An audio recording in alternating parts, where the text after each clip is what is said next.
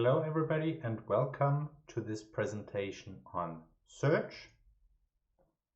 What is search in a nutshell? Well, consumers are looking to buy something, they don't have all the information, and so they will have to look around to find information and then make a choice ultimately.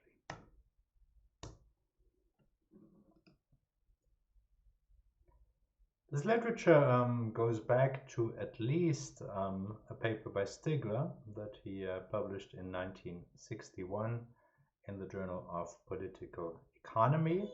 The paper is entitled The Economics of Information. What was very nice actually about this paper is that in a very topical way he writes, as you can see here on the right hand side, one should hardly have to tell academicians that information is a valuable resource. Knowledge is power, and yet it occupies a slum dwelling in the town of economics. Mostly it is ignored. The best technology is assumed to be known. The relationship of commodities to consumer preferences is a datum, and one of the information producing industries, advertising, is treated with a hostility that economists normally reserve for tariffs or monopolists. There are a great many problems in economics for which this neglect of ignorance is no doubt permissible or even desirable.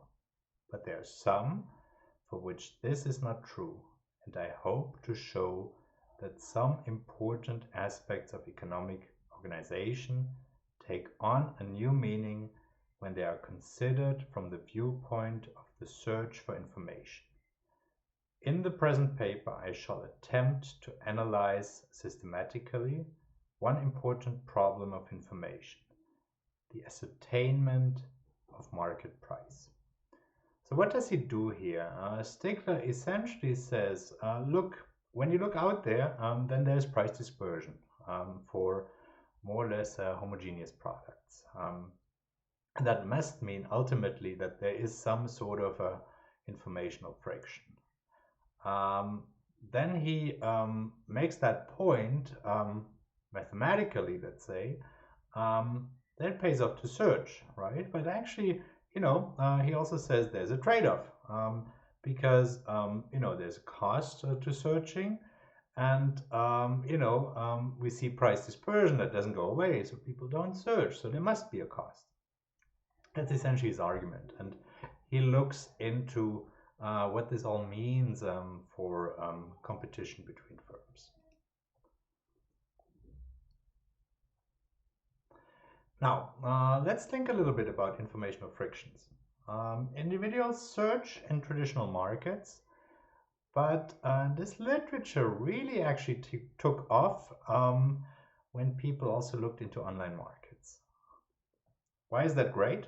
Well, more and more data on actual search is available in online markets. Here you have to think about click data or viewing data. So click data means what's recorded is what people click on. Viewing data is even more detailed. It's all about what people actually rest their eyes on, right? So think of a smartphone and recording how long they look at certain products.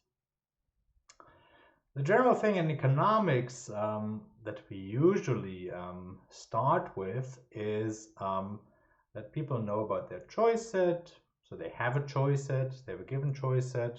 Normally all products are in there, and they know about their preferences. In marketing, people have already for a longer time thought about this slightly differently.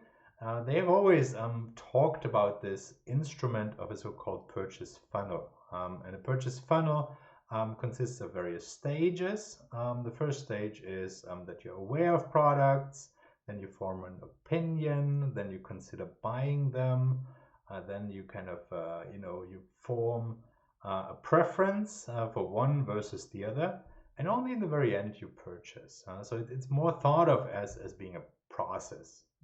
However, It's not the case that, you know, in marketing they estimate all the time models of this, but it is an idea that is very much in the back of minds of people, and this is also taught in marketing, also at the undergrad level. Now, there are many open policy questions actually related to developing empirical search models, using them to estimate how people actually react to prices in the presence of informational frictions, study the effects or the usefulness or the desirability of search advertising, targeted advertising. Is it a good thing? Is it a bad thing? What does it do to people? What does it do to markets? Related to the dependence of market outcomes on informational frictions more generally. Does it mean more or less competition? In general, it depends, but it's worth studying this some more for sure. Here is what I want to do in the rest of this presentation. I've just talked about motivation and overview, so point 1 on this slide here. Next, I'm going to go into what I called here background. So I'm going to talk about, the basics of search and how you can make a distinction between various ways to think about search in general. Afterwards, in point 3, I want to talk about structural demand models.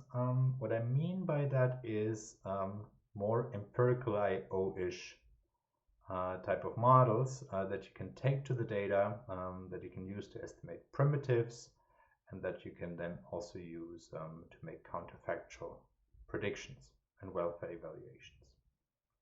In point 4, I'm going to look ahead, tell a little bit about all the things that I wasn't able to capture in more detail during the rest of my presentation.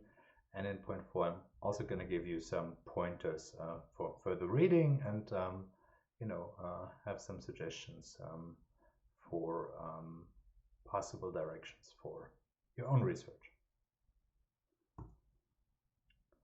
All right, so let's start with the background.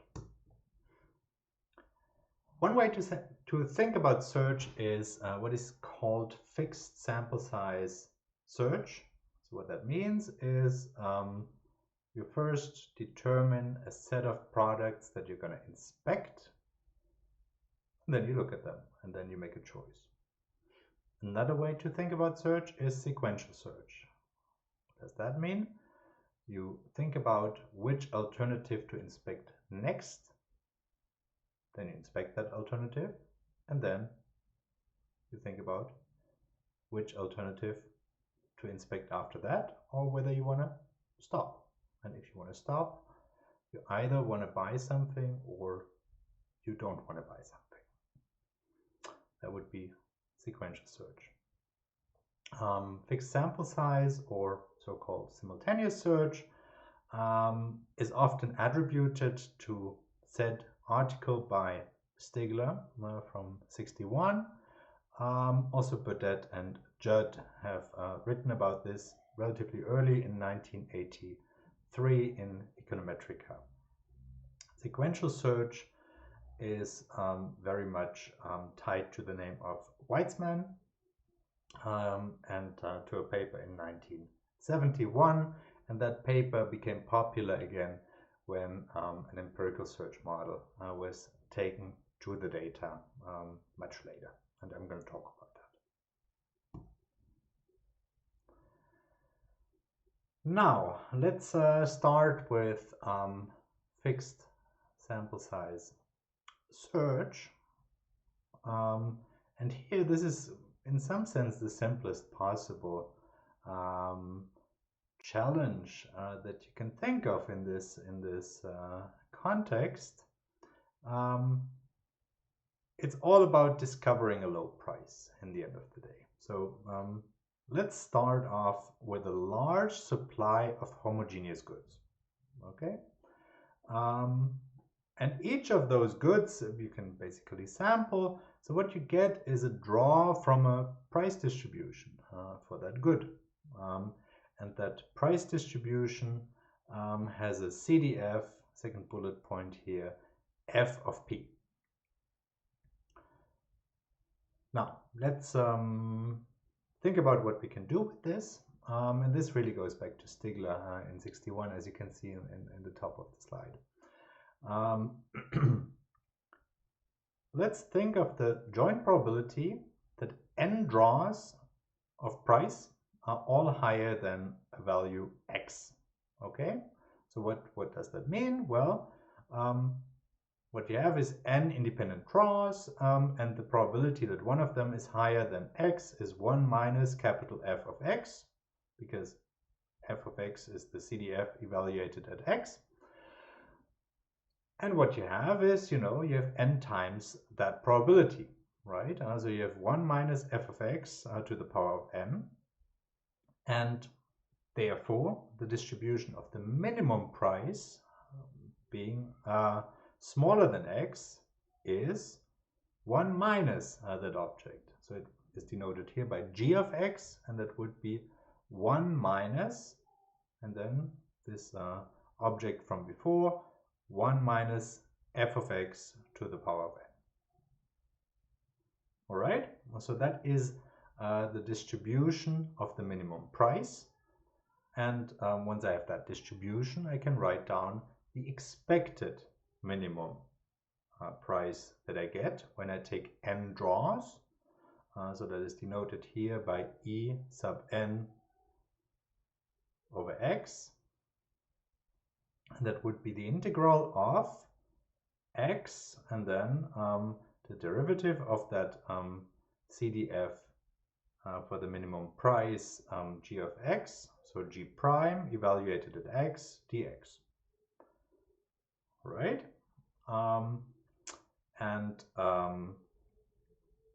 Once I substitute in what I had before, that g of x was 1 minus f of x to the power of n, then I get the expression after the second equality here on this slide. So it will be n and then the integral of x times 1 minus f of x to the power n minus 1. So observe that basically the exponent went from n to n minus 1, and one of the n's went in front of the integral, and then I have little f of x dx to finish that. All right, so this is the expression, the analytical expression for the expected minimum price when I take n draws. All right, now it would be nice, of course, to know a little bit more about this. So let's just make a simplifying assumption just to see what's going on here. So let's assume that prices are uniformly distributed. So what that means is that f evaluated at p will be equal to p, okay, for all p's between 0 and 1. Once I plug that in, what I will get is that the expected minimum price with n searches is, and I'm just using the formula from the previous slide, n integral x 1 minus x to the power n minus 1 dx. Now, that's not yet fully illuminating. So what I need to do now is I need to find out what that actually is. So what I need to do is I need to do integration by parts. You might remember that. If not, that's not the end of the world. Integration by parts means that the integral of u dv, where u is an antiderivative and dv is the derivative of v, is equal to the product of the antiderivative u and the antiderivative v minus the integral of v du. Okay, so and v again is the antiderivative of dv, and du is the derivative of u. Good. So once once I use that, then what I get is, first of all, I need to find out what is what. Okay, so the expression here I have now on the left hand side is what I had on the previous slide. Now what I need to do is I need to rearrange things, and then I get what is u and what is dv. And once I use that together with the formula in the first line, what I will get is that the left hand side is equal to, and now you see it's the sum of two parts, and that is exactly what it should be, right? It's uv minus integral v du. Okay, when you just take u and v from above. Good. This is in some sense just a technicality, so I don't want you to you know, get too confused about this, but it would be nice if you could sit down for a moment and maybe hit the pause button and make sure you understand where this is coming from. What you do see is, and this is the end of the first bullet point, is that this all simplifies to 1 over n plus 1. This is the main takeaway, okay? So what does that mean? So let's pause, right? So what does that mean? It means that the expected minimum price when I do n searches is 1 over n plus 1, okay? So when I inspect one product, my expected price, which is the expected minimum price, is a half. Okay, so that's the expectation of a uniform random variable. When I inspect two products, then my expected minimum price is 1 over 2 plus 1, so it's a third. Okay, when I inspect 3 products, it's a quarter. Okay, so the price goes down and down and down and down and down, but with diminishing returns. Okay, so the payoff to the second inspected product in expectation is higher than the payoff to the third inspected product. But of course you might want to go up to 5, 6, 7, 8. What does it depend on? Well, it depends on the cost of inspection, the cost of searching another product.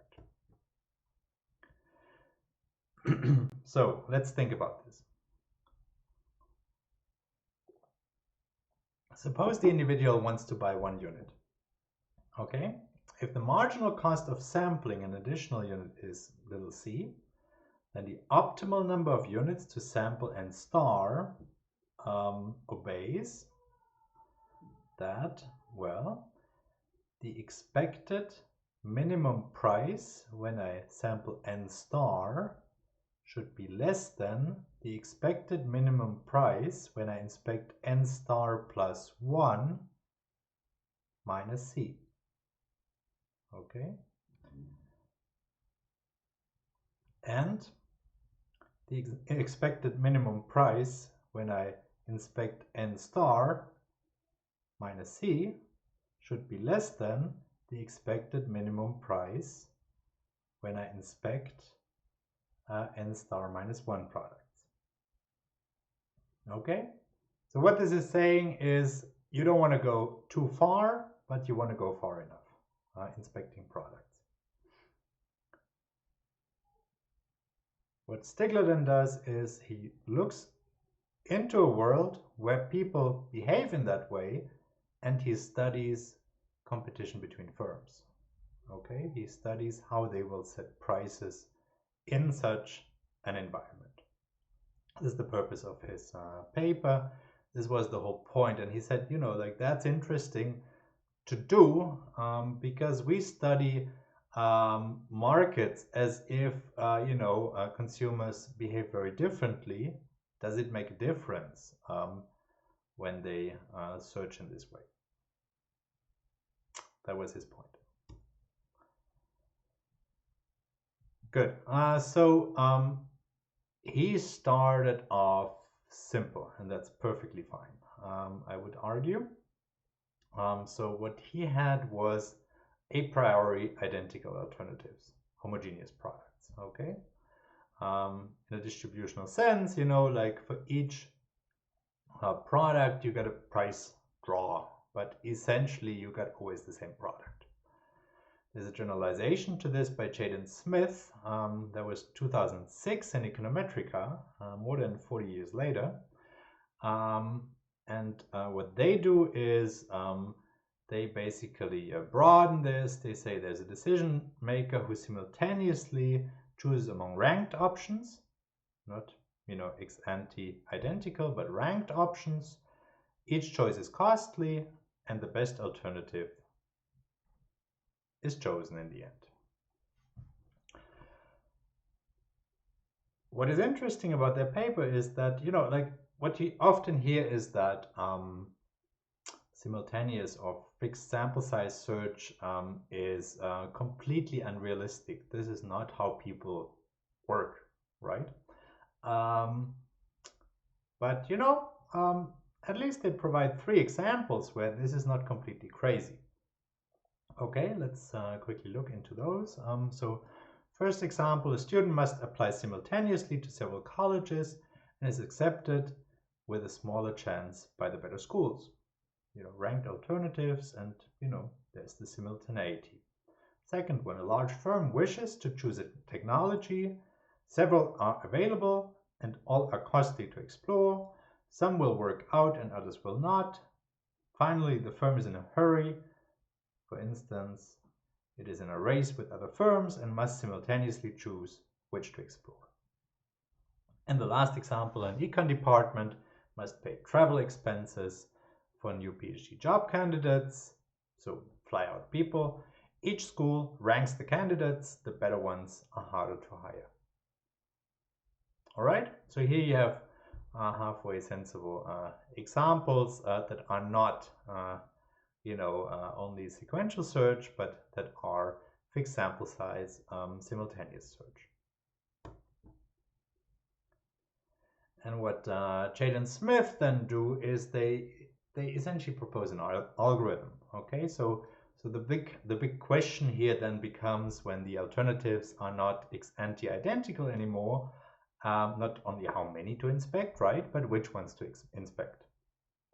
Okay, and what they do is essentially say, hey, we're going to come up here with an algorithm that is kind of smart, greedy, doesn't take too many resources, and the way this works is you go in steps, okay, and each step consists of the locally optimal choice in the hope of finding the global optimum, and obviously they prove under which conditions they spell out conditions under which you get to the global optimum. Okay, so it's an inductive procedure. So what that means is they first identify the option I1 whose expected payoff Zi is largest, and then at any stage n one finds the option with the largest marginal benefit over the set constructed so far. And the algorithm stops if the net marginal benefit turns negative. Interestingly, something that was in the working paper version of the published paper, so that was in 2005, didn't end up in the published paper, but is something that we will come back to later because it's actually quite useful. What they show is that when there's first order stochastic dominance of price distributions for all these different alternatives that you could include into your set of alternatives that you inspect, then it's actually optimal to rank stores according to the expected utility and search only the top n stores. Okay, and you can think of stores as products. That's the same thing here, right? But you have now something that you can use to rank alternatives, and then you basically just go down that list. Okay, and you go down that list until you say, hey, now I have enough alternatives to inspect. When I include this extra one, then it costs me more than it gives me to inspect that. That's how it works. And that was already it for fixed sample size search conceptually. Sequential search. Now, let's look into Weitzman's model framework. There's a number of alternatives. Each of them yields an unknown reward. So you want to inspect, as before. Big difference is that you now sample sequentially, and in the end of the day, you choose one or no alternative. The solution concept, and that is quite interesting, and we're going to look a little bit more into this, is the following. So this is how you proceed. So you have all these alternatives, and what you do is you basically assign or calculate a reservation price for each of the alternatives.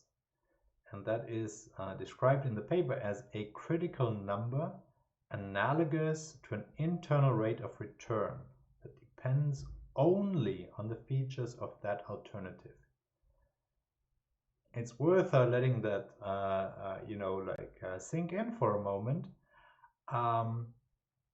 So what this means is you basically proceed alternative by alternative. You don't need to order them in any way ex ante. You can just take all the alternatives there are and you assign a number to each alternative, and then you do something with those numbers.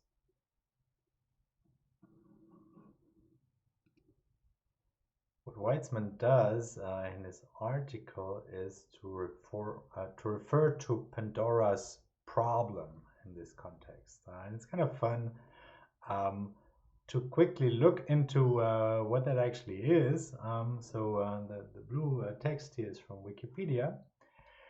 It says, in Greek mythology, Pandora, the all-gifted, opened a jar, sometimes referred to as a box, releasing all of the evils of humanity. All the evils flew out, leaving only hope inside, once she had closed it again. Today, the phrase "to open Pandora's box" means to perform an action that may seem small or innocent, but that turns out to have severely detrimental and far-reaching negative consequences. All right, so that's quite something. Weitzman wasn't as serious as that, but he does, funny enough, talk about boxes, right? And then Pandora's problem, which box basically to open, whereas the blue text here suggests that she probably shouldn't open any of those. All right, good. But back to his line of reasoning. So let's say initially we have n closed boxes, okay? And box I, and I goes from 1 to n, contains a potential reward of xi with a probability distribution function attached to it. So xi is a random variable. Okay, so it's fi xi. And that random variable is independent of the random variables for the other boxes. Okay, what does that mean? And that is conceptually very, very important. And that does simplify everything and make it manageable. That means that there is no learning. Okay, I'm opening one box and I'm not going to learn anything about all the other boxes. Okay, and for that reason, I can actually use the strategy that Weitzman is using here. Good. Opening box I costs Ci, and then one learns basically what Xi is. There's a fallback reward X naught. That is akin to the outside option in demand models. It's basically what you what you end up with if you decide not to buy any of the products. That's what you have in your hand from the very beginning. But of course, the more boxes you open, the more it costs you, because each time you pay a cost. You have these boxes. They're denoted by I, and they can be partitioned into a set S of sampled boxes and its complement S bar of closed boxes. And what you have is so-called recall. Pandora can collect the maximum reward seen so far. So Pandora always knows what the best thing was that she has seen up to that point, and she always knows how to find it back. That is not like a trivial assumption. Why? Think of yourself being on a shopping platform. You have seen those great shoes, but you know, it's not always easy to find them back. Okay, so it's a simplifying assumption, and we treat it as that for now. The maximal reward seen so far is written down in the second to last bullet point down there. It is y, and that would be defined as the max of all the xi's in the boxes that Pandora has opened. So I element S joined with alternative 0, right? Because x0 is what Pandora has from the very beginning.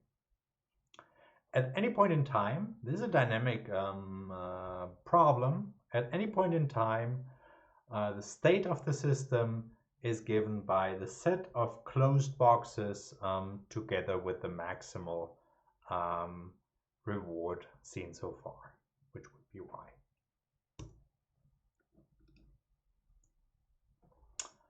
Good. So you haven't seen much, as far as I know, about dynamic optimization, at least not in Empirical IO. What we can define now in any case, and I'm going to keep that light here, but what we can define now is that function psi has bar y as the expected present discounted value of following an optimal strategy in state s bar y. So think of this as the value function, if you have seen that before. Then what you have is that this psi in state s bar y is given by the max of y. So you can always take the best you have seen so far, or you will get the max over I, so box I, among all the boxes you haven't opened yet. So you will open another box, and when you do that, what you do is you pay a cost ci, so it's minus ci, and what you do get for it is, with a delay, and therefore it's discounted, beta I times the expression in square brackets here. What is the expression in square brackets? The expression in square brackets has two parts. The first part is psi evaluated at s bar minus I. So you end up with you know, a new situation where the set of closed boxes is as before s bar without the I, and you will have still the maximal reward y as before. With which probability? Well, with the probability, and this integral here at the end of the line, the probability is given by the integral from minus infinity to y for this CDF for the reward of box I, and then basically what we do is we integrate up to y. So this answers the question. This is splitting it up into two parts. In this first part, you're essentially not getting anything better than you had before.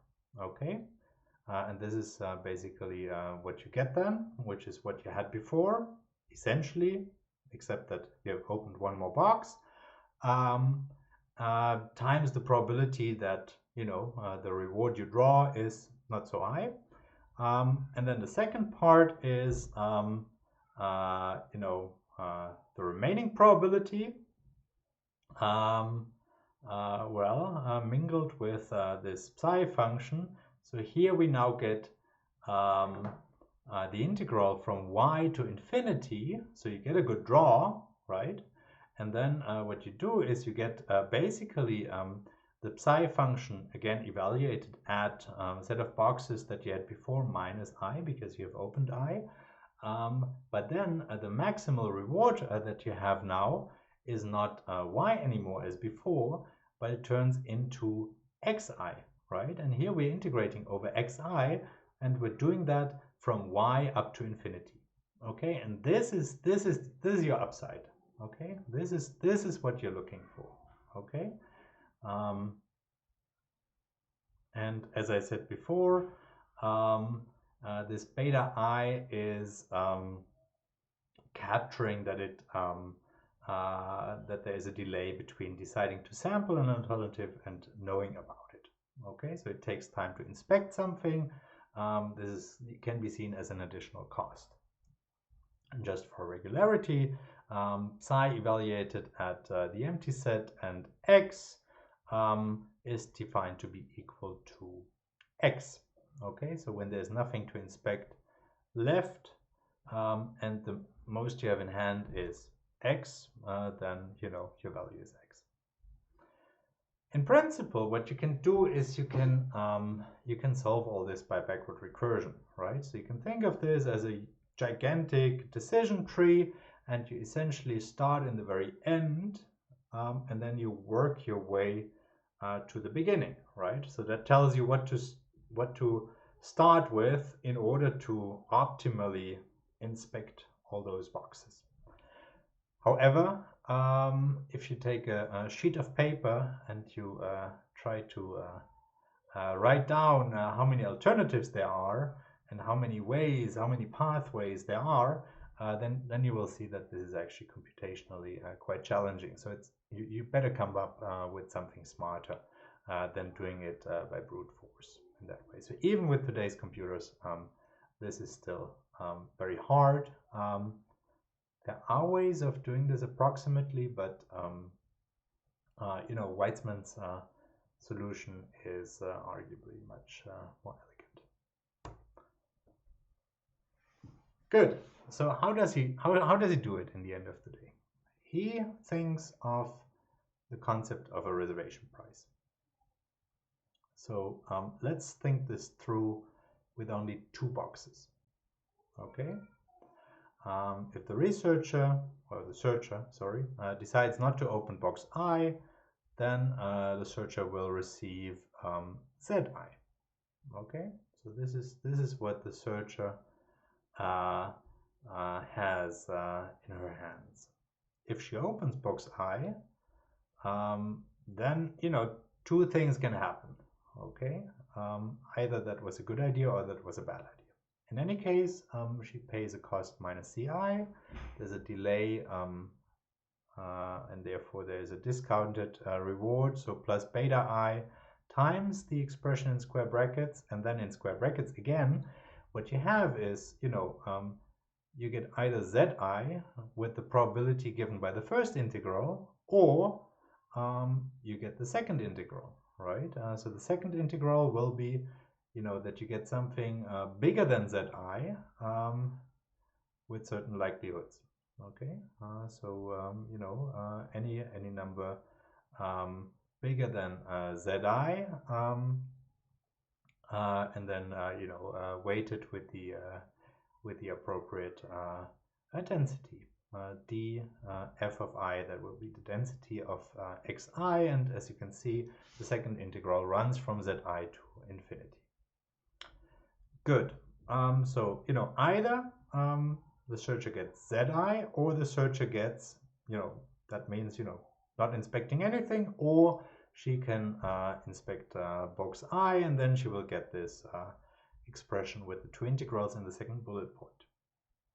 Let's think about indifference. Okay, she's indifferent between opening and not opening I if the two are equal. Okay, so what that means is we can think of a value zi that makes her indifferent. Okay, and this will then summarize all the relevant information about box I. Okay, so what one has to do is one has to equalize these first two expressions, and then one can numerically solve for zi.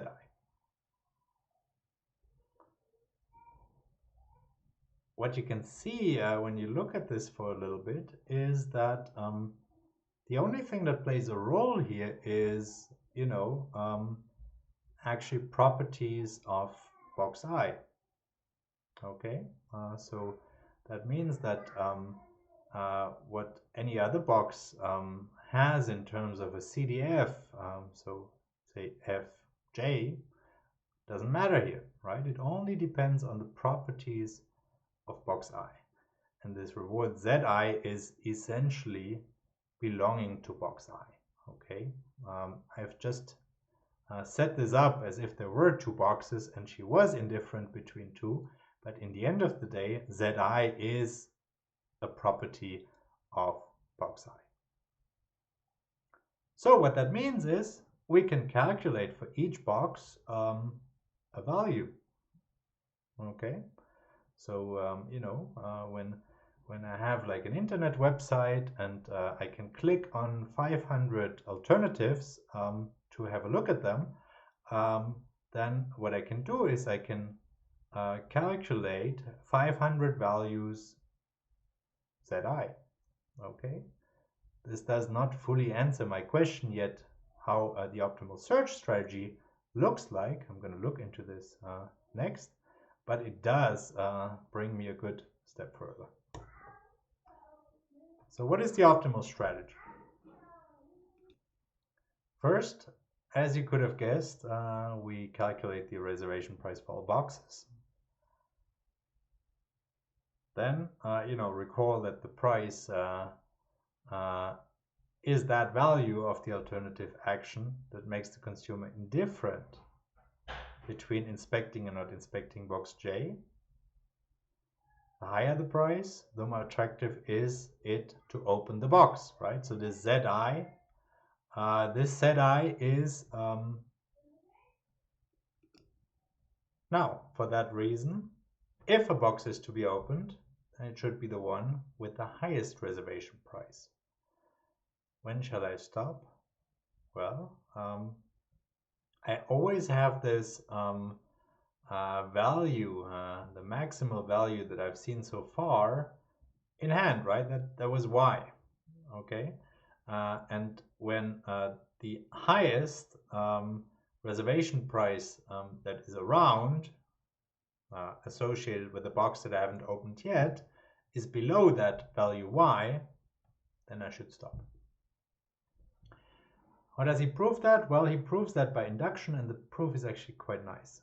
So if you have a chance and if you're at all interested, I recommend having a look at the paper. It's beautiful. Good. Now, let's do a little digression. Let's talk a little bit about learning and so-called multi-owned bandits. How do I get there? Well, Chade and Smith, there was that paper in Econometrica about fixed sample size search. They describe Weitzman as related to Gittin's solution of the bandit problem. Each option can be assigned an index in isolation of all others. Sequentially, one simply chooses the unexplored option with the highest index. Now, what is the bandit problem? That goes back to Gittin's 1979 JRSSB. Think of a one-armed bandit. Okay, so that's one of these slot machines, right? Each pull on a one-armed bandit lever is allocated a reward function for a successful pull. So I'm getting something for it. And a 0 reward for an unsuccessful pull.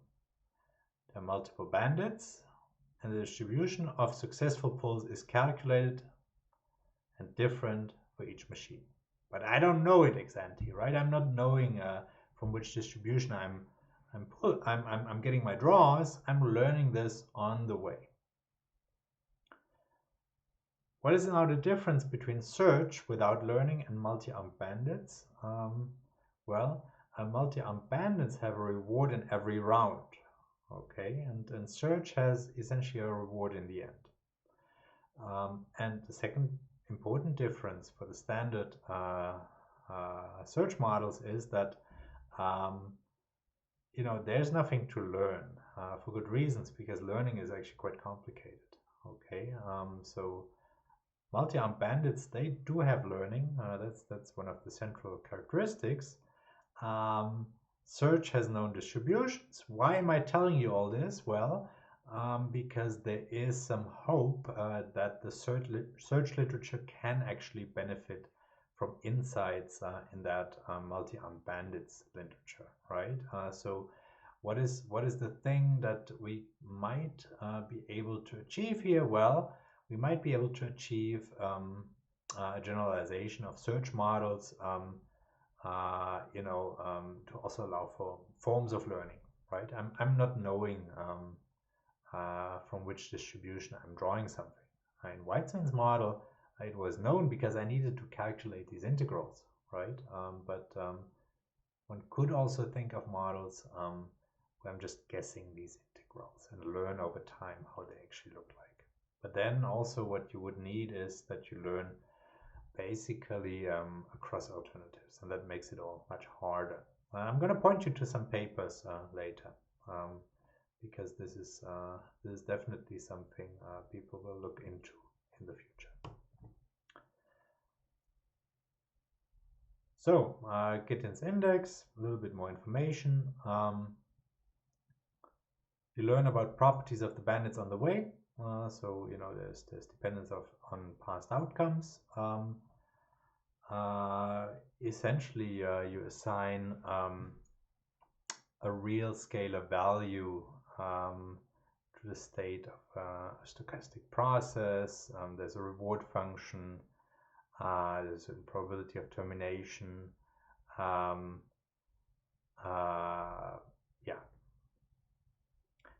And the index policy is something that shows up here and there.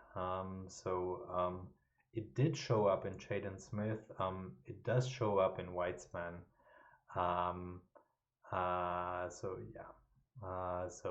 It's always when you do something one by one, okay, and essentially you choose something that has the highest index associated with it. Now I've presented you with fixed sample size search and sequential search, and you might wonder what you should now do with that, right? So these are two very different models. So naturally, people have started to wonder what is the better description of the world. Chait and Smith, as I told you, have already tried to make that point that fixed sample size search is not completely unrealistic, but it's an open question. Still, at least some people would argue that. What I want to talk about now is one paper by De Los Santos, Hortasio, and Wildenbeest that came out in the AR in 2012. And what they start with is the statement that few empirical studies are around of whether and when consumers actually follow sequential or fixed sample size search. So exactly that point.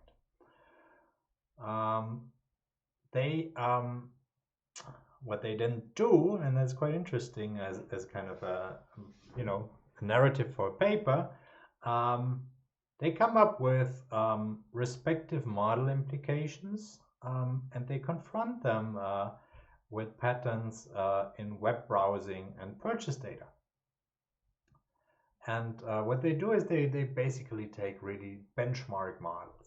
Okay, so they say, let's take benchmark model of sequential search with IID draws. Okay, so that's less general than what Weitzman actually does. So it's much more restrictive. They say, hey, in that model, there's something interesting that we can actually take to the data and test. And then, then if that doesn't hold, then we can at least reject that model. What is it that you can test? Well, in that benchmark model of sequential search with IID draws, we have that consumers always buy from the last store they visited, unless that consumer has visited all stores she's aware of. Okay, but otherwise consumers will always buy from the last store they visited. Why is that? Well, if they got a good draw from that store, then they will buy, and if they got not such a great draw, then they had a good reason to go to that store in the first place, and and for the same reason they should then go also to the next store. Okay, so they should basically go to a store until they get a good draw. That's the logic. Now, they don't find evidence for that, so that is rejected. Okay, what are possible reasons? Well, possible reasons are they admit themselves the benchmark model of sequential search is too simple. IID draws, constant search cost, no learning. Constant search cost, by the way, not increasing over time. So that is still the standard assumption that is being made. One might want to argue that, after hours and hours of search, maybe inspecting another alternative is more costly. Second potential reason, consumers find it simply too hard to find out the optimal dynamic strategy. Then there's another paper by Honka and Chintagunta, 2017, Marketing Science. That's a follow-up. And what they do have is actually data on consideration sets. Okay, so they have data on what consumers consider buying, and they argue that this is informative about the way in which individuals search for prices, and they do find evidence in favor of simultaneous search that is more direct than rejecting a very simple benchmark model of sequential search, as De Los Santos, Hortasio, and Wildenbeest have done. I'm going to come back to that later. Good. So this actually ends the first block that I wanted to discuss with you on the basics of search. So we have talked about sequential search models, we have talked about fixed sample size search models, and we have talked about multi-opt bandits, among other things. If you want to, now is a great moment to have a little break and to just hit the pause button and to then come back later to watch the rest of this presentation. I'm just gonna continue here and leave it to you how you want to handle it.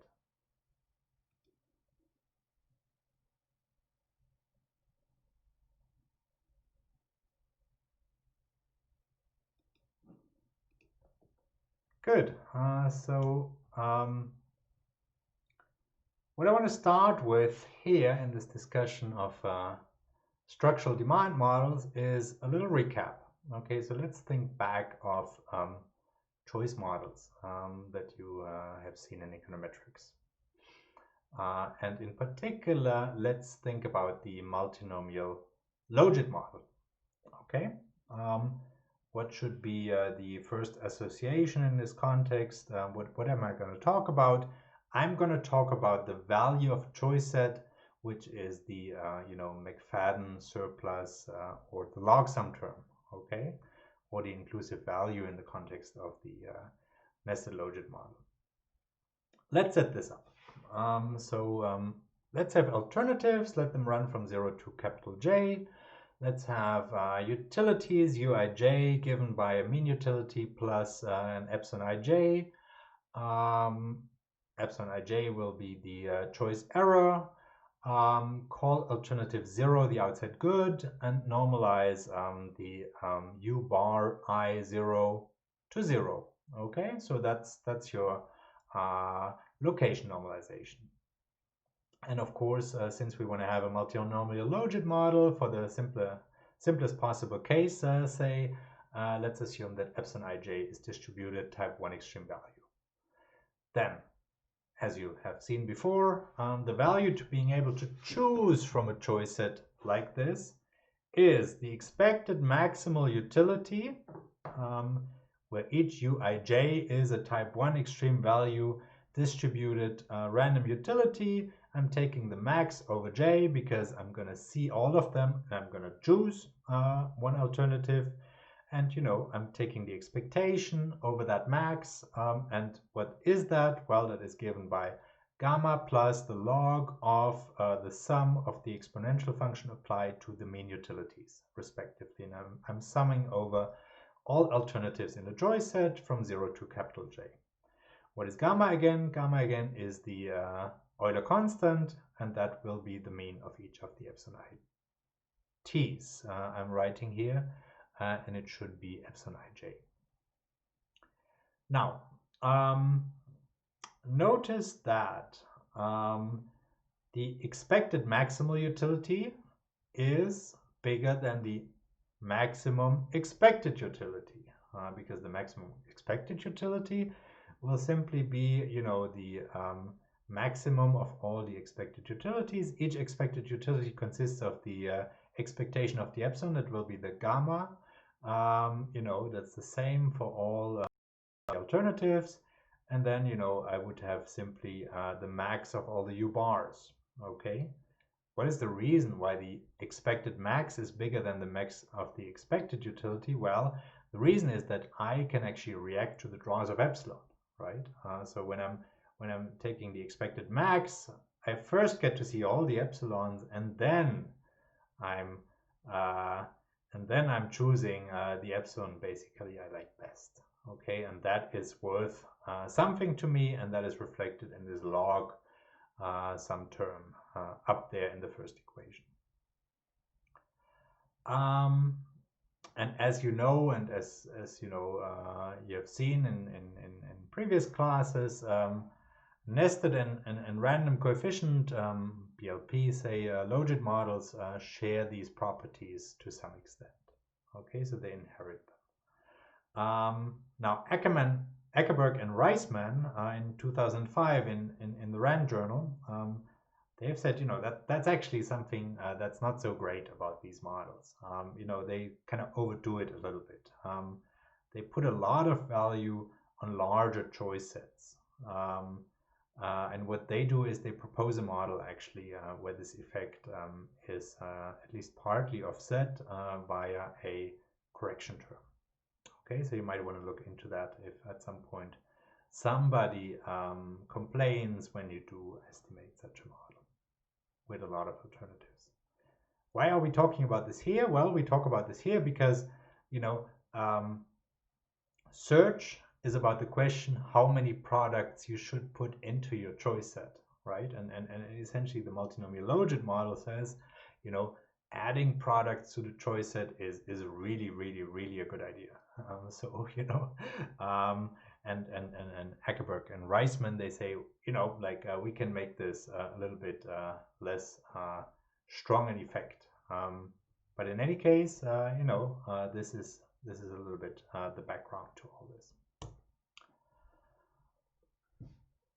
Now, let's think a little bit further.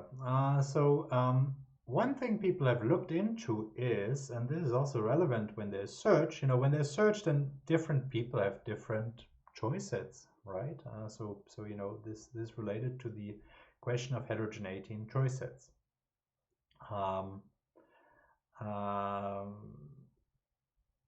In a relatively relatively early paper by Roberts and Latin in 1991, these two authors have already looked into that. They've used microdata and they have studied the role of limited consumer information, something that Stigler has already, alluded to in 1961.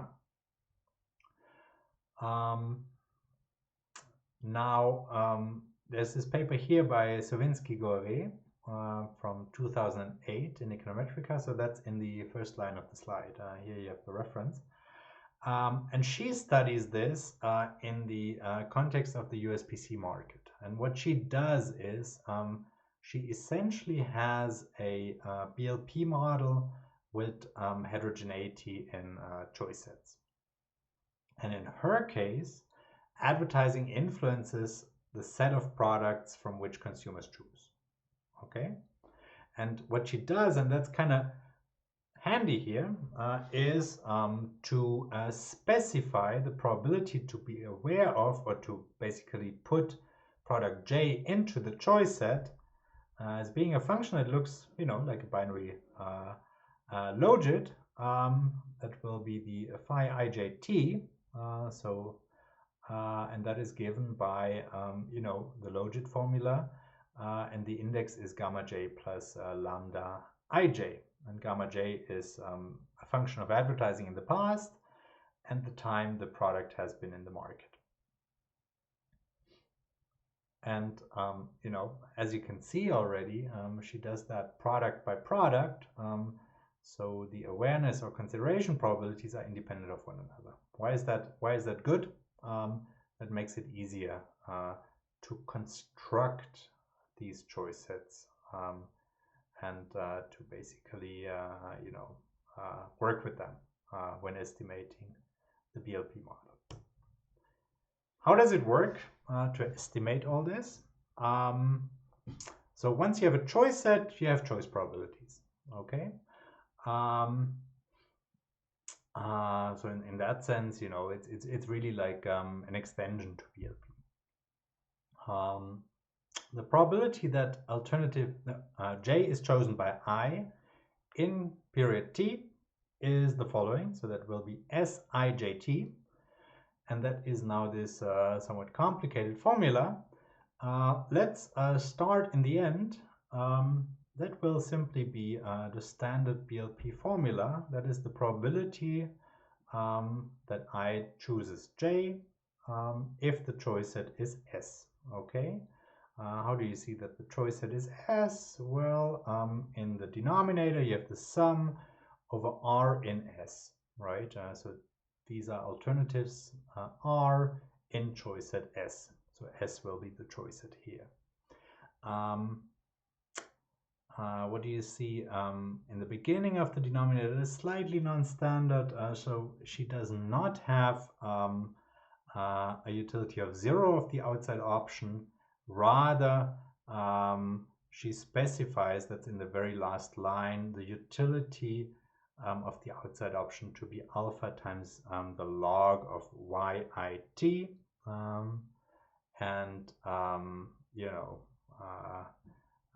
that's what you then end up with when you apply the exponential function to that. Okay, so what is now happening, in front of that standard multinomial logit BLP formula? That's essentially the probability that choice set is S, given that, actually alternative J is in that choice set S. And the sum in the very beginning, takes a sum over different possible choice sets S. So what this does is, for each possible choice set, I get the probability that is the product of these phi's and 1 minus phi's, depending on whether the respective products are in the choice set And all these probabilities, they will sum up by construction, and that's also why it comes in handy.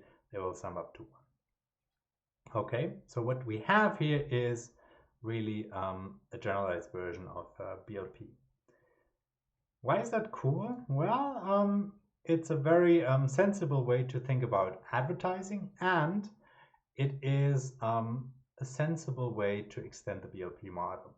Okay, and what you can achieve by doing that is, for instance, that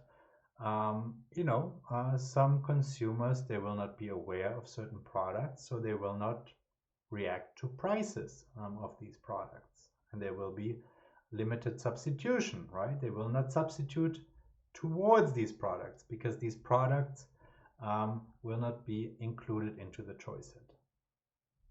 What is a little bit different between what you see here and what I've told you about search so far? Well, what is different is that it's not all that clear whether it's a choice or by which mechanism products actually end up in the choice set, right? So what you have here is these phi's, and it falls a little bit from the sky whether a product ends up in the choice set, or put differently, this is a reduced form specification, right? So she says, there's a certain likelihood that a product ends up in the choice set, and that likelihood depends on the amount of advertising and how long that product has been around, but what exactly is happening here is not so clear. Good. Of course, that was a relatively early paper in that literature. And one limitation of her paper is that she didn't actually have data on consideration and awareness, right? So she estimated this without having data moments telling her what the choice sets actually looked like. The second limitation is that she chose advertising to only affect the probability that the product is in the choice set, whereas normally people also think of advertising as influencing, having an impact on the utility that you get when you buy a product. And of course, a few years later, Journal of Marketing Research, Droganska and Klapper, that's a famous paper too. What they do is they use brand awareness data for coffee, so not PCs, but coffee, to estimate an aggregate choice model of demand that is more general. And what they do actually find is that for coffee, advertising has both an effect on brand awareness and an effect on consumer preference. Okay, so also on utility. So when you have more data, then you can also do more, as usual. Good. So that brings us actually to empirical search models. And that brings us back to the paper by De Los Santos, Hotashu, and Wildenbeest. Okay, what is the context here? They look into people buying books, and they focus on people finding a good price for a given book, basically by choosing a good bookshop. They have data on browsing and purchases, and there is a preference of consumers for shops. So consumers may prefer some shops over others. And as I said, they search for price and they know other characteristics. So they essentially know which book they want. They just don't know where to buy it because they're not fully aware of all the prices. So starting point is consumers inelastically demand 1 unit of the good. So there's no substitution between books. They don't know prices. And the utility from buying at store J is given by Uij equal to delta Ij plus alpha I Pj.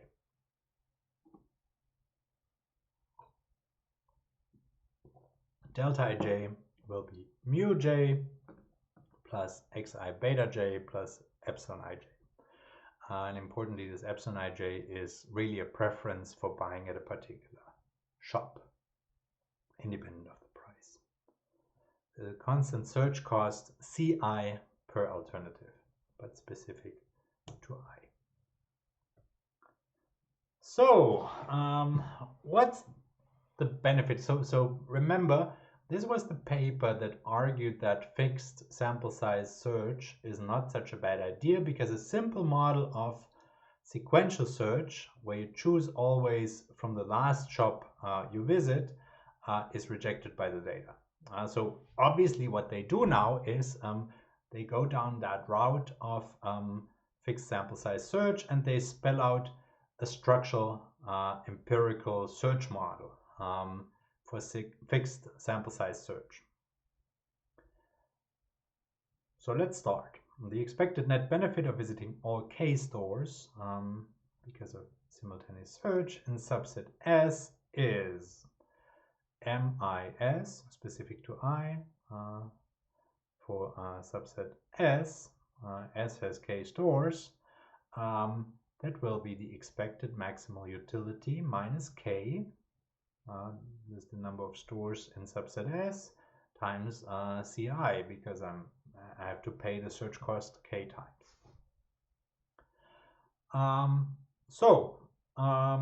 And I can now do that for various subsets S. Okay.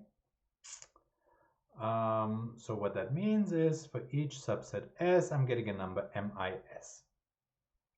Then what they do is they say, let's do a little bit of smoothing. That kind of helps. Otherwise, it becomes like so jumpy, and it will be numerically not easy to optimize stuff. So let's smooth this, right? So what they do is they start with these M's, and then they turn them into probabilities that are smooth functions of M for choosing particular choice sets. So PIS is the probability that consumer I will actually have a choice set S. And what you see here is that they use essentially the multinomial logit model for smoothing.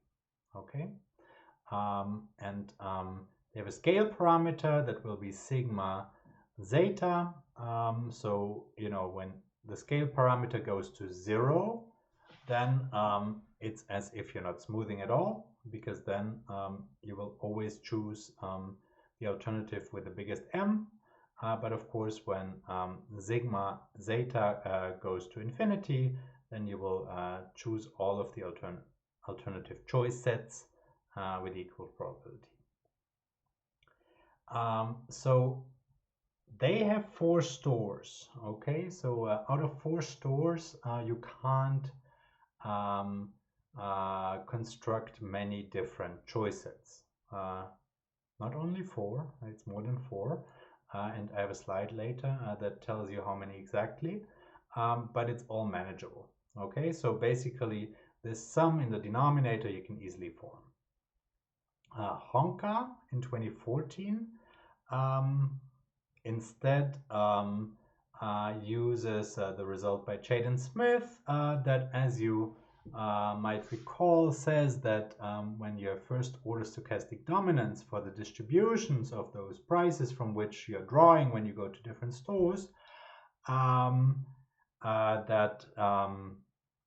then you can simply order the alternatives by the expected price, and then basically go one by one.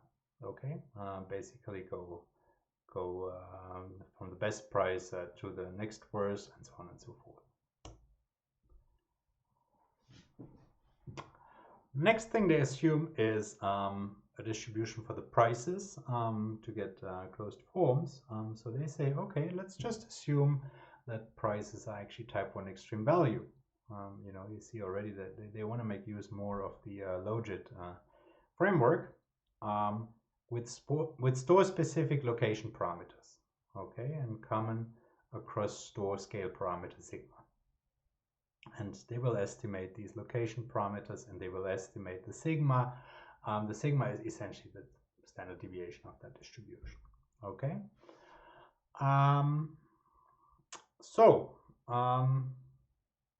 Conditional on the epsilon. The epsilon was the preference a consumer has for a particular store. We haven't talked about that yet. We do have that the expected maximal utility when the choice set is S is given by this expression here. Okay. That is essentially telling us how much it is worth to have choice set S. And notice again here, I'm having here a sum over J products J in choice set S, and inside that exponential function I have this, in the denominator, this alpha I sigma that is related to the scaling of the price distribution that shows up again in front of the log term, as it should, and this looks pretty much like a nested logit model. The rescaling parameter in the logit model shows up in exactly the same way in two places. What is different now here is that this is really not yet making use of the fact that the epsilon ij is like a taste shock, right? So it's spelling it out conditional on epsilon ij. We have to now actually take care of that. So given choice set S, the probability of buying from store J conditional on price is the probability that uij is bigger than uik. But the problem now is that consumers actually condition search behavior on epsilon ij. The store with the largest draw is more likely to be selected, and therefore epsilon ij will not be IID in the conditional on choice set and hence the draw buying stage, right? So basically I'm getting a selected sample of epsilons here because I'm adding selectively the alternatives to my choice set, because adding costs money. I'm adding selectively the ones to my choice set that I like the best, so with the highest draws of the epsilon. And for that reason, I'm getting like a selected sample of epsilons. And for that reason, I need to actually do simulation rather than closed form solutions when I integrate out these epsilons, right? So the great thing about the multinomial logit model is normally that you get these closed form solutions, but we have already burned that for some other place, when we integrate over the price distributions and all that, right? To find out what the optimal choice set is. So, we can't use that twice. We get now a selected sample of epsilons, and for that reason, they have to do simulation. So how do you do that? You take the draws of epsilon, and then you work with those, and then you get, derived choice sets, and then you kind of integrate it out. Details, in the paper. What they also have is a simpler version of the model where consumers actually don't know the epsilon when they make the choice which shops to visit to learn about prices.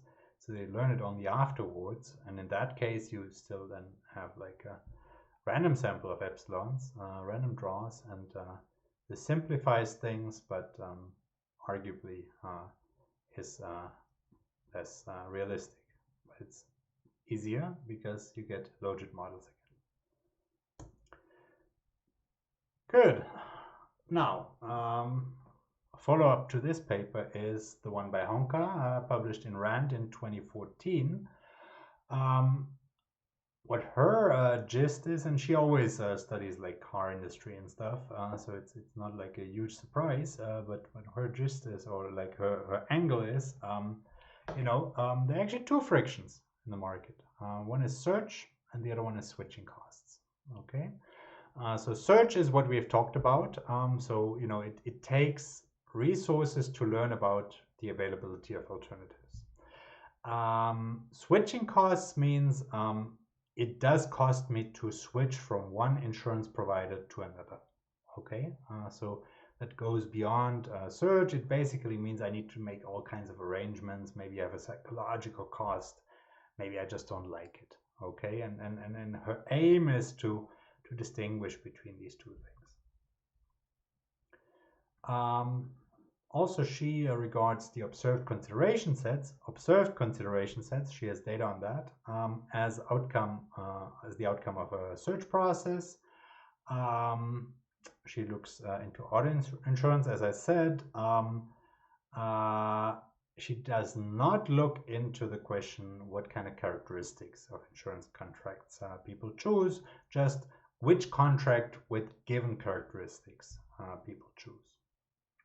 So it's not part of her model to also choose characteristics. There's a utility specification that is fairly standard. So it's uij, that's given by alpha ij plus, and now comes the inertia term, beta I times ij t minus 1. So that means when consumer I has already chosen product J in the previous period, I'm getting this extra utility beta I when I choose it again. Okay, so when I stay with the product, I'm getting an extra utility boost. Then I have a price effect, gamma pij. Then I have the effect of characteristics, xij rho. Then I have the effect of characteristics of the decision maker, wi times phi. And then I have a type 1 extreme value choice error or taste shock, epsilon ij.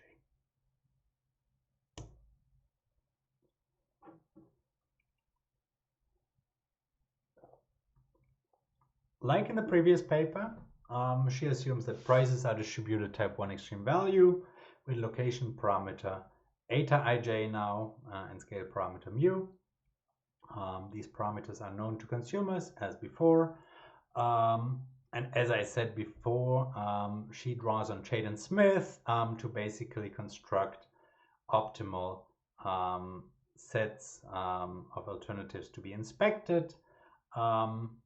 Assuming first order stochastic dominance among search specific distributions, so price distributions, then she can rank alternatives according to the expected utility and start from the top basically, and then adding one after the other to the choice set. And at some point, you know, as we talked about in the very beginning actually, every time I'm adding an alternative, it costs me something, and I'm going to stop when at some point it costs me more than it benefits me.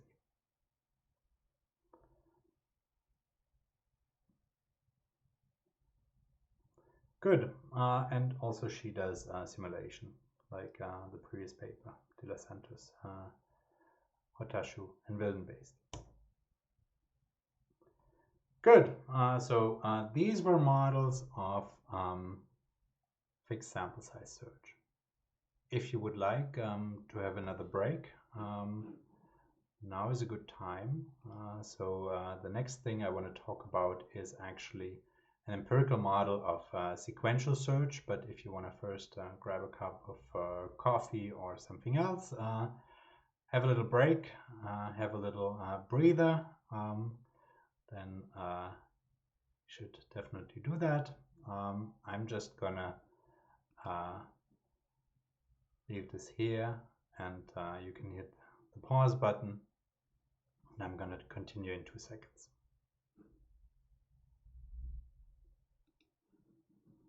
All right, so this is now about an empirical model for a sequential search process.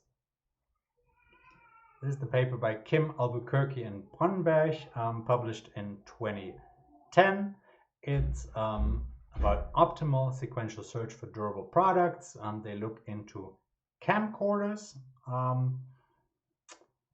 They make use in a very nice way, actually, of aggregate level data on something that is available or was available on Amazon. Information on consumers who bought this product also looked at those products. Okay, this might sound familiar to some of you. It's called view rank data, and these are informative about substitution, right? The median search set they find contains 11 products with about 40% of consumers searching for fewer than 5 products out of 90. Okay. There are 3 demand primitives that they care about and that they want to characterize: expectations, uncertainties, and search costs. And essentially what they do is they were the first to bring Weitzman to the view rank data and estimate an empirical version of that model. Utility specification looks again relatively standard. So utility of consumer I when buying product J is given by Uij, sum of 2 parts, Vij and Eij. Vij, that is like the average utility, xj beta I or Bi. Bi will be normally distributed, distribution with mean B, little b, and variance, covariance matrix, capital B. The uncertainties are actually now not type 1 extreme value, but normal. That was apparently manageable actually, because the integrals they needed to calculate, they work better with a normal distribution. The EIJs are independent of one another. There is again no learning. They don't estimate actually the scaling. You know, in the setup, they here say the EIJs, you know, like have a variance sigma square ij, but actually they set it to 1 in the estimation step. And you know, consumers, they do know these Vijs for all products prior to search, and what they do learn about is the epsilons. So that's a little bit different, right? You essentially learn about your taste shocks. Okay, so it's not about learning about price anymore. It's about learning about your taste shock. There's also a search cost, Cij, which is log normally distributed with mean Lj gamma I, and gamma I is again normally distributed with mean little gamma and variance covariance matrix capital gamma.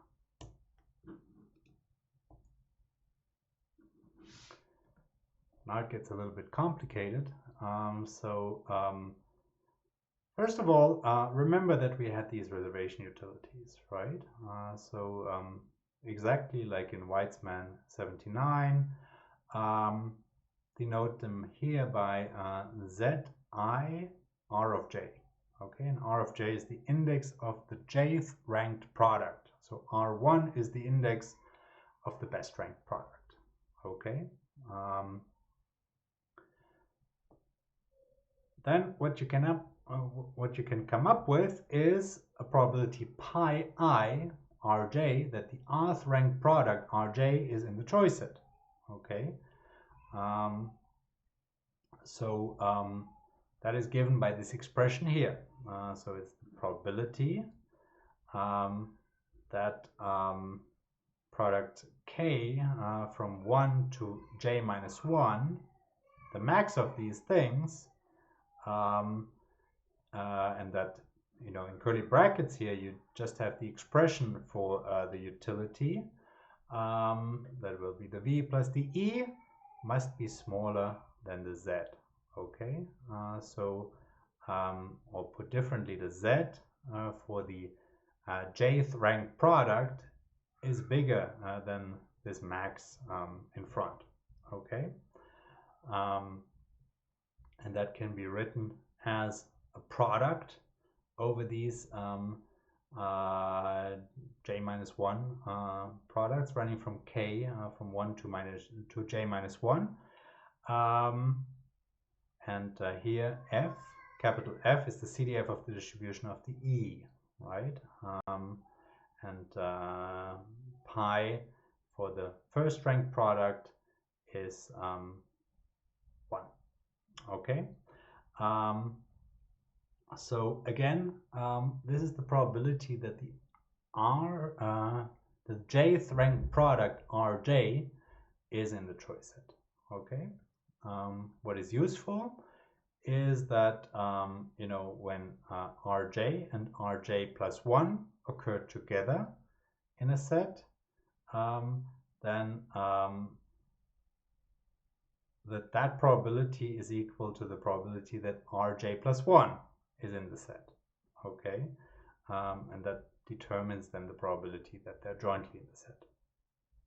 And then, when you take differences between these pies, then this can be aggregated to the level at which Amazon.com reports the data, right? So these view ranked data that I talked about before. So people who looked at this product also looked at this other product. I realized this is super fast, and I also realized that this is not like the most lucid explanation we could have, but I think it's fine to leave it at that, because this is not like the super essential part of the paper. The super essential part of the paper is more like, more like the setup and, what they do more generally.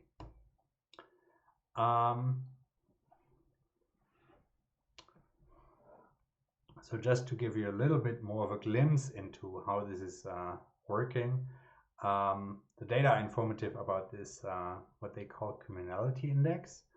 So NJ and NK are numbers of consumers who viewed products J and K respectively, and NIJ is the number of consumers who viewed products J and no, it has to be I and J in the same session. Okay,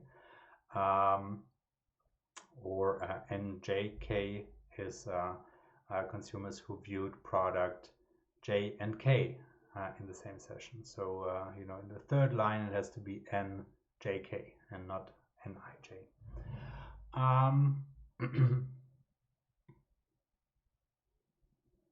So the view rank data are ordered according to this index. Okay, so the index again is NJK divided by the square root of NJ times NK. Okay, and that is indeed that communality index. If K is ranked higher than L, then CI, the communality index of JK, is higher than the communality index of JL. Okay, so the common element is J. If K is ranked higher than L, then the communality index JK will be higher than the communality index JL. If that is the case, one can define an indicator for this. And essentially this is what links the data to the model, and this is how they estimate the parameters. This is like super brief, and I recommend actually reading the paper if you're interested in how this actually works. What I also recommend is reading another companion paper that they wrote 7 years later. That is this paper that I've put up here in the bottom, 2017 in Management Science. This is talking about maximum likelihood estimation. So basically a refinement on the estimation approach. And again, there's a paper by Honka together with Chintagunta, 2017 Marketing Science. They have a slightly different way of estimating this with maximum likelihood and smoothing. So that's yet another way of doing it. Good. This brings me actually to the final part of this presentation, stylized facts and further reading I've put. So this is now essentially what is left over, what I couldn't cover in too much detail, and which I at the same time found worth actually mentioning, so not to be forgotten. So let's take a little bit of time to look into this as well. First of all, there's a nice paper by, descriptive paper by Bonbeck, Kim, and Mela 2016 Marketing Science. It's really a descriptive paper. It really says, what are people doing online? So they describe essentially online search behavior using clickstream data. People searching for digital cameras. They say, consumers search extensively, 14 searches on average. At the same time, search is confined to a small part of the attribute space. That's an interesting observation. So not a broad search, right? So people stay pretty much, in one corner of the product space. Search paths are state dependent and display lock-in. Also interesting, right? So what you've looked at before somehow influences what you look at next. Then first time discovery of a chosen alternative takes place towards the end of the search sequence. So somehow people don't know where they're going, but at some point they find it and then they end it, right? All in all, they say the evidence points towards consumer learning, but they're not like estimating a model of consumer learning or something like that. They're just putting this on the table for us to think about and to maybe study in the future. Good. Further reading. First paper I want to mention is by Kulayev, 2014 RAND.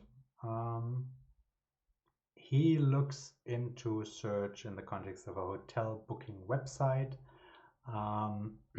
Models decision to go on the next page as a function of utility of the hotels observed so far. So there's a learning component, but not like fully. He shows that search decisions are informative about consumer preferences and need to be accounted for in the inference of consumer demand. That's more like a standard thing to show, but the new thing is really like to also model the scrolling decision. Along the same lines, there's a paper by Chen and Yao, 2017 Management Science. They look into how people use refinement tools. Okay, so refinement tools are, think of a website like Zalando, where you then, say, I'm looking for black shoes, right? Or I'm looking for this, that, whatever, and you kind of you restrict the set of products that you will see. And what they show is that this encourages more search. And what I find interesting about this is that in a way, this is like consumers telling the website what they like, right? You communicate your preference already, and then the website helps you to find you what you want.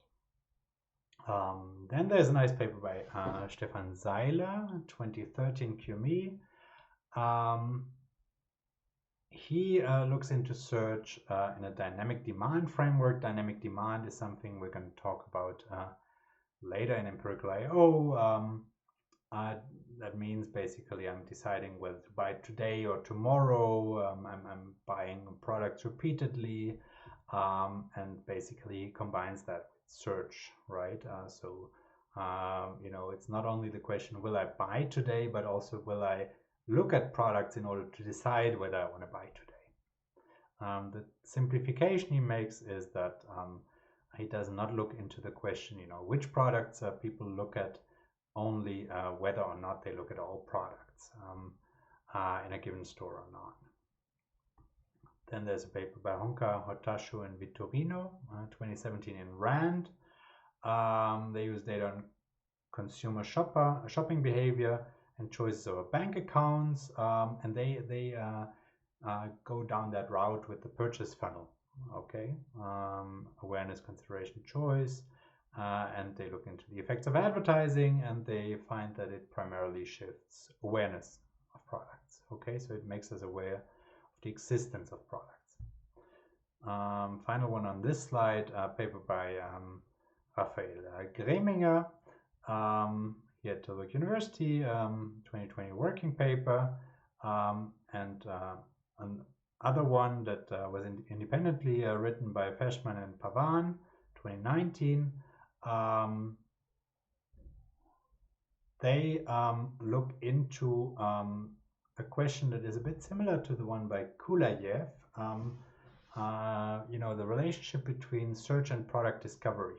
So when you think of Weitzman's model, then consumers know from the very beginning which products are around, right? And they just decide which one to inspect next and which one to buy ultimately. And what these two papers do is they say, no, wait a minute, at any point in time, you can either inspect another product or you can invest into discovering more products that you can then later inspect, okay? So it makes it a multi-step search process, something that he plans to take to the data in future work. Now, I've mentioned learning a few times before. There are a few papers on this, but not many. So the first one here, Mehta, Rajiv, and Srinivasan, 2003 Marketing Science, is what is called a myopic learning paper, right? So people do stuff and they learn on the way, but they don't take that into account when making choices. Okay, so it's not really optimal learning. It's more like learning on the way as a byproduct. Next paper by De Los Santos, Fortascio, and Wildenbeest. They have sequential search with learning, but it becomes very messy. So they work with bounds. What is their main limitation? Well, they don't actually really observe browsing behavior. Okay, they only observe which domain was visited. So they have very little data to work with, so therefore they don't come that far. Then one paper that people have talked about a lot recently is by Ursu, Wang, and Chintagunta. It's forthcoming in Marketing Science. It's entitled Search Duration. So essentially, consumers here visit products or alternatives multiple times, right? And they basically decide how long to look at a listing. And the longer they look, the more they learn. Okay, this is how this paper works, right? In all these papers that I talked about before, actually, what's happening is that there's some uncertainty and you inspect the product and then this uncertainty is resolved. And here, this is only gradually resolved, so it takes time. Final paper is one by Liu and Dukes. That's a theory paper where consumers choose for limited product evaluation. So again, related, but I'm not going to go into details. Earlier contributions, that's a bit, historic note, a bit for completeness.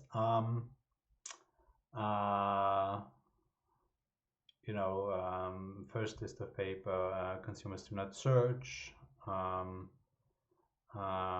Second set of papers, that limited consumer information search might have a significant impact on market structure, competition. That goes back to Stigler's point. What is search cost? So there's this paper by Roberts and Latin that we talked about before.